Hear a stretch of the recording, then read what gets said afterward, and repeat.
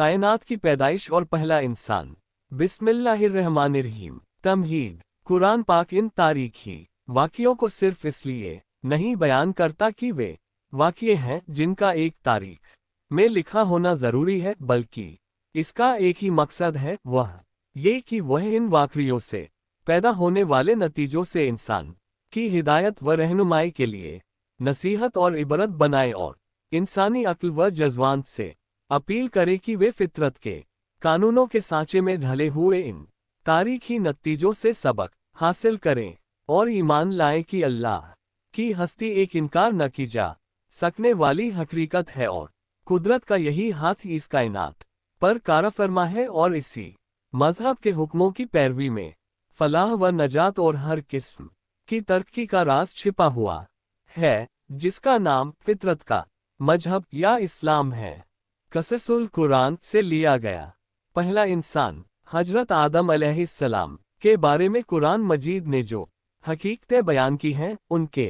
तफसीली तज़किरे से पहले ये साफ हो जाना ज़रूरी है कि इंसान के आलमे वजूद में आने का मसला आज इल्मी निगाह से बहस का एक नया दरवाज़ा खोलता है, यानी एवोल्यूशन। विकास का ये दावा है कि मौजूदा इंसान अपनी शुरुआती पैदाइश ही से इंसान पैदा नहीं हुआ, बल्कि मौजूद कायनात में उसने बहुत से दर्जे तय करके मौजूदा इंसानी शक्ल हासिल की, इसलिए कि जिंदगी की शुरुआत ने कंकड़, पत्थर, पेड़ पौधों की अलग अलग शक्लें अख्तियार करके हजारों लाखों वर्ष बाद एक एक दर्जा तरक्की करते करते पहले लबूनक पानी की जोंक का जामा पहना और फिर ऐसी ही लंबी मुद्दत के बाद जानदारों के अलग अलग छोटे बड़े तबकों से गुजर कर मौजूदा इंसान की शक्ल अपनाए। और मजहब ये कहता है कि कायनात के पैदा करने वाले ने पहला इंसान हजरत आदम की शक्ल ही में पैदा किया और फिर उसकी तरह एक हमजिन्स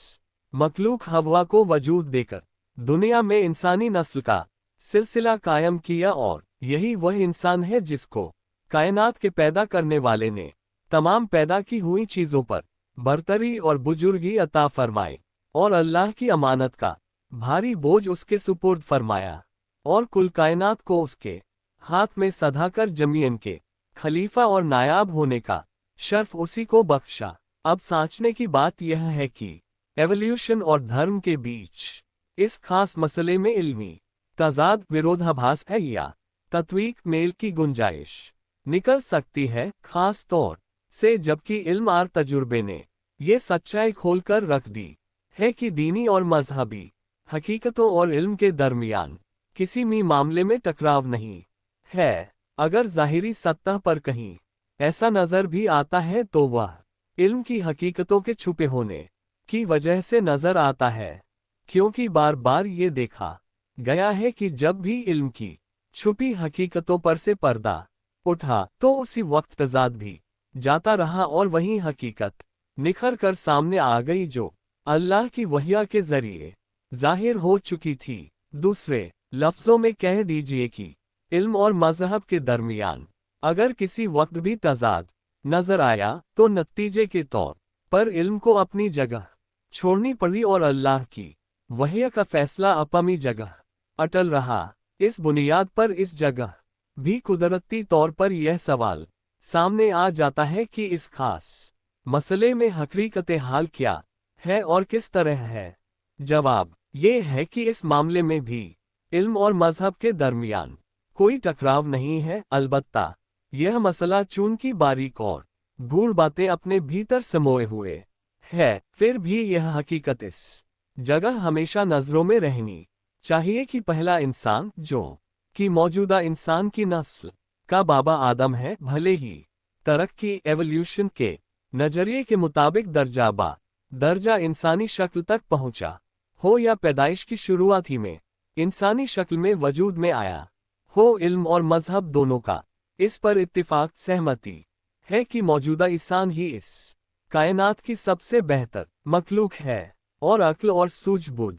ढांचा ही अपने अमल और किरदार के लिए जवाबदेह है और दस्तूर व कानून का मुकल्लफ है। या इस तरह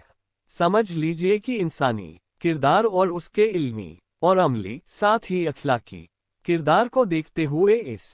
बात की कोई अहमियत नहीं है कि इसके पैदा होने, ढलने और वजूद की दुनिया में आने की तफसील क्या है, बल्कि अहमियत की बात यह है कि इस पैदा हुई दुनिया में उसका वजूद यूं ही बेमतलब और बेमकसद है, या उसकी हस्ती अपने भीतर बहुत बड़ा मकसद लेकर वजूद में आए है। प्रश्नवाचक चिन्ह। क्या उसके अफौल व अक़वाल और किरदार व गुफ्तार, कर्म कथन, चरित्र आचरण के असरात प्रभाव बहुत अधिक है? क्या उसकी माही और रूहानी कुदरतें सब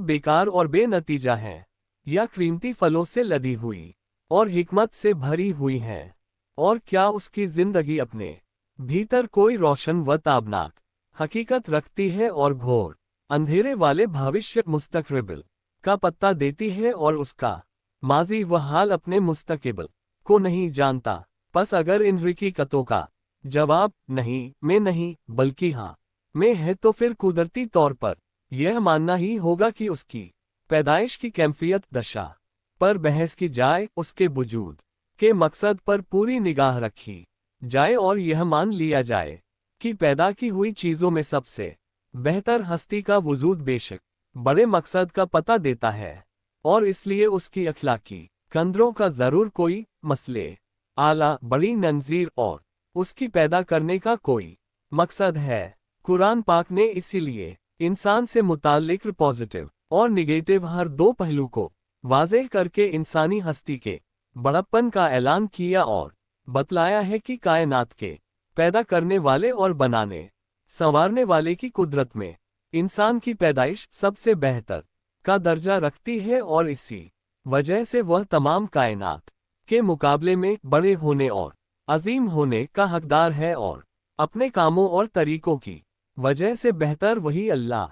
की अमानत का अलम बरदार होकर अल्लाह की जमीन का खलीफा के मनसब पर बने रहने का हक रखता है। और जब ये सब कुछ उसमें मौजूद है, तो फिर यह कैसे मुमकिन था कि उसकी हस्ती को यूं ही बेमकसद और बेनतीजा छोड़ दिया जाता? क्या लोगों इंसानों ने ये गुमान कर लिया है कि वे बेमकसद छोड़ दिए जाएंगे? अल-क़ियाम 75:36। और ज़रूरी है कि अक्ल व शऊर के इस पैकर को तमाम कायनात में नुमाया बनाकर नेकी व बुराई की तमीज़ अता की जाए, और बुराई से परहेज और भलाई के अख्तियार का मुकल्लफ जिम्मेदार बनाया जाए। गर्ज कुरान मजीद की याद दहानी और दावत भलाइयों को करने और बुराइयों को रोकने और रुशद व हिदायत का मुखातब और शुरू और आखिर का महवर मरकज सिर्फ यही हस्ती तो है जिसको इंसान कहते हैं, और यही वजह है कि कुरान ने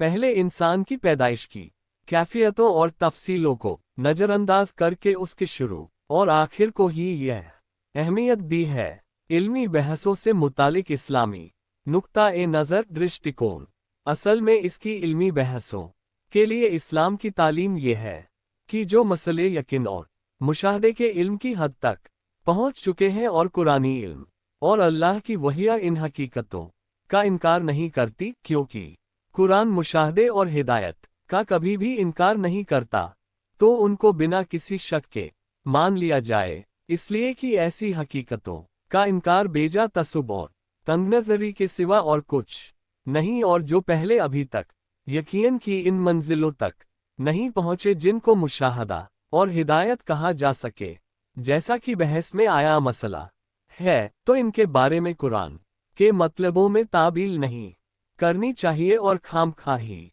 उनको नई तहकीक के सांचे में ढालने की कोशिश हरगिज़ जायज़ नहीं, बल्कि वक्त का इंतजार करना चाहिए कि वे मसले अपनी हकीकत को इस तरह जाहिर कर रदे कि उनके इनकार में मुशाहदा और हकीकत का इनकार लाजिम आ जाए, इसलिए कि यह हकीकत है कि इल्मी बहसों को तो बार बार अपनी जगह से हटना पड़ा है, मगर करानी इल्मों को कभी एक बार भी अपनी जगह से हटने की ज़रूरत पेश नहीं आई, और जब कभी इल्मी मसले बहस व नज़र के बाद यकीन और मुशाहदे की हद तक पहुँचे हैं, वे एक नुक्ता भी इससे आगे नहीं गए जिसको कुरान ने पहले वाज़ेह कर दिया है।